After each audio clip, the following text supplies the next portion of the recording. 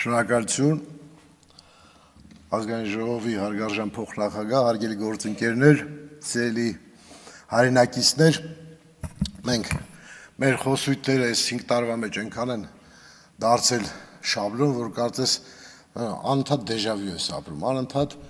ընդդիմության կողմից նույն խոսքերով, նույն բառամթերքով, նույն նախադասություններով կարելի է նույնիսկ այս հայտարարությունների ժամին նախորդ ելույթները դնել, թող ասենք ձայնագրված դնել եւ լսել։ Չի այս ուղղակի կարծում եմ որ ժողովուրդը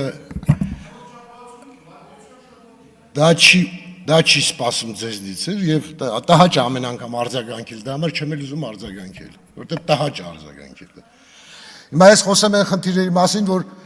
ժողովրդին իսկապես հուզում է, դրանք իսկապես բազմաթիվ են եւ այսօր երևի նաեւ օրենքի հետ կապված, որ այն օրենքը, որ մենք հրապարակեցինք, դրա հետ կապված ճանապարհային ոստիկանության հետ կապված բազմաթիվ զանգեր եղան, որոնց մասին պիտի խոսեմ, որովհետև խնդրել են, որ բարձրաձայնեմ, մասնավորապես Երևան-Երախ ճանապարհի նախկինում կար մի պետավտոտեսչության կետ, որտեղ կարգավորվում էր այս երթևեկությունը, հիմա չի կարգավորվում եւ անընդհատ ստեղծվում է եւ խցանումներ եւ նաեւ վթարային իրավիճակ։ Նույնը կարող եմ ասել մեր հենց Պրոշյան Դեմիրճան հատման կետում ավտոբուսի կանգառը անմիջապես խաշմերուկում է, այսինքն առաջի գիծը փակ է, եթե դու պետք է աջ թեքվես, պիտի խախտում անես, նույնն է Դվինի ներքևում նույնպես խաշմերուկի վրա տեղադրված ավտոբուսի կանգառ, որոնք զարմանալի է, որ մեր պետավտոտեսչության գործընկերները չեն նկատել եւ ընդամենը մի 50 մետր, 30 մետր եթե ներքև իջացնեն, այդ խնդիրները կլուծվի։ Մի կարևոր փաստի մասին նույնպես ասեմ, որ հիմա Պարոնյան փողոցի վրա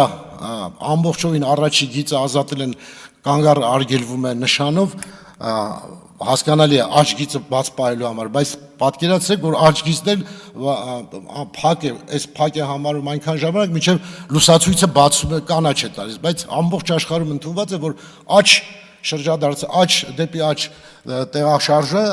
առանց լուսացույցի է կարգավորվում, բոլոր զարգացած երկրներում աչը միշտ բաց է, այսինքն անհասկանալի է թե ինչ են աչի հիմա փակում, որոշ ժամանակ հետո բացում, դրանից նորից խցանումներ առաջացնում։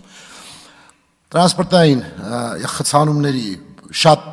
խորը պատճառները նաև թաքնված են համակարգային խնդիրների, համակարգային լուծում չթելադրելու, լուծում չառաջարկելու եւ ռազմավարություն չունենալու պատճառով։ Այս իմաստով կխնդրեմ մեր գործընկերներին Երևան քաղաքի հետ կապված եւս մեկ անգամ վերլուծեն իրավիճակը եւ հնարավորությունները, որոնք կան թեթևացնելու եւ խցանումներից ազատելու քաղաքը, հնարավորինս արագ օրենքի մակարդակում կլի թե որոշումների կարգավորել։ Շնորհակալություն։